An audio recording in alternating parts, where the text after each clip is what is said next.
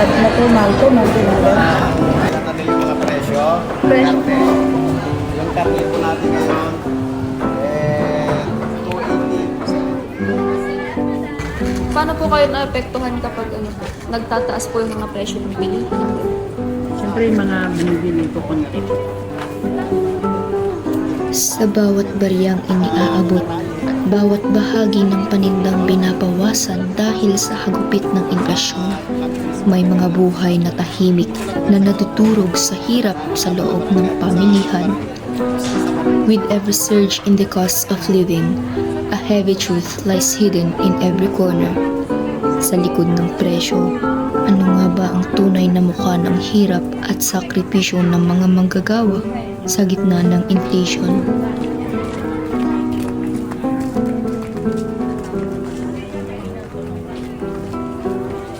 As the prices of goods relentlessly climb, the personal lives and daily survival of those who toil in the marketplace grow heavier by the day. Here, we witness the relentless persistence against the heavy responsibilities they carry and their constant search for ways to sustain themselves and their families.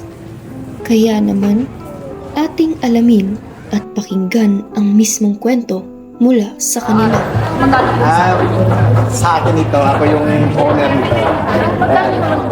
Yung kinikita, depende sa pagkatayi. sariling laki Oo. ninyo? Wala po kayo supply? Kami mismo ang naghahanap ng baboy. Dito lang din sa Cordon. Dito lang Sa po. mga barabarangay, doon sa baryo. Mostly sa baryo. Saan po lang gagaling? Ay, saan po gagaling? Saan bandang baryo? Diyan sa Wigan, Rizalona, Dalao, gano'n. Camaraw, Aguinaldo, San Juan, Villamarso. Paano po kayo naapektuhan ng pagtaas ng mga presyo? Hindi naman kami ngayon, hindi kami naapektuhan ng bumaba pa nga yung live weight natin. Ang live weight po natin ngayon is 160, Ano po ba? 150. Noon na naging 200 na 210, 200, 190, 180, 170. Magkano po benta ninyo dito araw-araw? Depende. Magkano naman po presyo ninyo? Dito, 50. Daan. Ganun din. Per kilo, Jatakan. per takal. Kayo po ba yung naghahanap na ito mismo or may supplier po kayo? Hinatid lang sa kama. Saan po nagagaling? Villa Marcel. Villa Marso. Magkano naman po binabayaran niyo sa supplier niyo? Depende rin sa dami. Paano po nito naapektuhan paano po kayo naapektuhan ng pagtaas ng mga bilihin? Ano ba? Pag natumal ko, magdulala. May pinapaaral po ba kayo? Meron. Ilan po? Tatlo. Napagkakasya nyo naman po yung sahod niyo sa pang-araw-araw po nilang pangangailangan, sa kapangangailangan nyo po mismo. Kasya mo. Kapag may gusto po kayong iparating sa mga gobyerno, ano naman po yun? Ano ba? Ay, sana mabigyan ng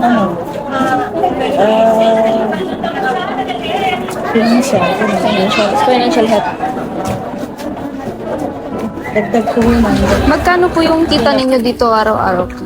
Depende sa restaurant, sa pagbilhan. Gano'ng katagal na po kayo nagbebenta dito? 17. 17 years. Ay, saglit. Ano ba? Malamang. 17 years. Paano po kayo naapektuhan kapag nagtataas po yung mga presyo ng bilihin? Gano'n?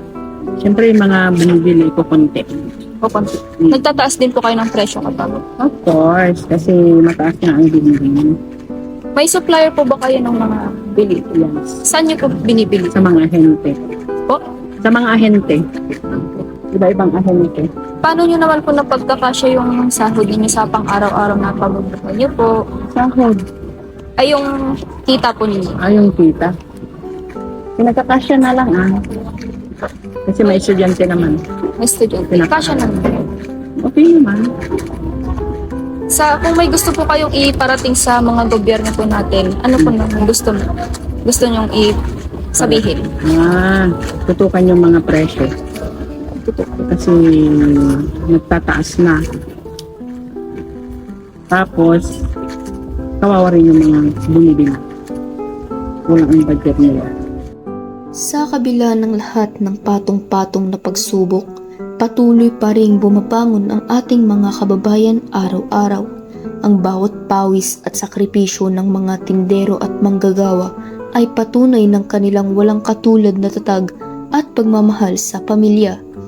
Hindi lang simpleng pagtitinda ang nangyayari sa palengke. Ito ay kwento ng laban para sa mapangarap, kalusugan at magandang kinabukasan ng susunod na henerasyon. As we step out of the market today, their voices remain a powerful call for understanding and support. Inflation is more than just rising numbers on a price tag. It is a daily battle for survival. Naway ang kanilang mga kwento ay magmulat sa ating mga mata at puso. Nasa likod ng bawat bilihin, may mga taong patuloy na lumalaban para sa isang mas maayos na bukas. Sa likod ng presyo ay ang hindi matatawarang dangal ng pagkapagod. Isang masakit na katotohanan na sa kabila ng patuloy na pagtaas ng bilihin, ang mga manggagawang kumakayod araw-araw ang unang nahihirapan at pumapasan sa mabigat na pasanin ng inflation.